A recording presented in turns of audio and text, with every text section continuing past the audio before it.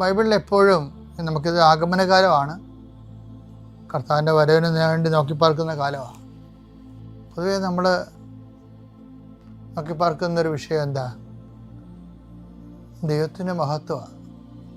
അത് നമുക്ക് ലഭിക്കുമെന്നുള്ള ഒരു വിശ്വാസത്തിലാണ് നമ്മൾ ജീവിക്കുന്നത്. അതെന്താ? അത് സെൻറ്റ് പോളിൻ്റെയും ആദിമസഭയുടെയും എക്സ്പീരിയൻസ് ഓഫ് ഗോഡാണ്. റോമ 8:18 വായിച്ചേ. നമുക്ക് വെളിപ്പെടാനിരിക്കുന്ന മഹത്വത്തോട് തുലനം ചെയ്യുമ്പോൾ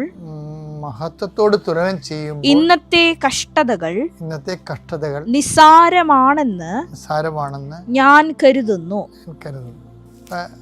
വിഷയം എന്താണെന്നറിയാമോ? ഇപ്പം നമ്മൾ EMI എന്നൊക്കെ പറയത്തില്ലേ, നമ്മളെവിടെയെങ്കിലും ലോൺ എടുക്കുകയും ചെയ്തിട്ടുണ്ടെങ്കിൽ ഇക്വലൻ്റ് ആയിട്ട് മന്ത്ലി ഇൻസ്റ്റാൾമെൻറ്റ് നമ്മൾ കൊടുക്കും, EMI. അപ്പോഴേ നമ്മൾ എടുത്ത ലോണിൻ്റെ ആനുപാതികമായിട്ടുള്ള ഡിവിഡൻഡ് ഡിവൈഡ് ചെയ്തിട്ടുള്ള ഷെയറാണ് നമ്മൾ പലിശ സഹിതം അടക്കണം.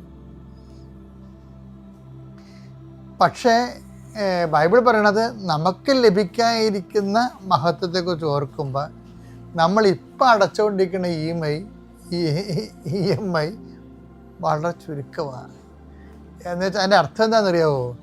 നമ്മൾ എന്തെങ്കിലും കഷ്ടനഷ്ടങ്ങൾ അനുഭവിക്കുന്നുണ്ടെങ്കിൽ ഈ ഒരു വചനത്തിൻ്റെ തന്നെ ഒരു പ്രോസസ്സിങ്ങിൽ നമുക്ക് മനസ്സിലാകേണ്ടത്, ഭൂമിയിൽ ഉണ്ടാകുന്ന കഷ്ടനഷ്ടങ്ങളെ സെൻറ്റ് പോള് നമുക്ക് ലഭിക്കാതിരിക്കുന്ന മഹത്വത്തോട് തുലനം ചെയ്യാൻ വേണ്ടിയാണ് കിട്ടിയിരിക്കുന്ന വെളിപാട്.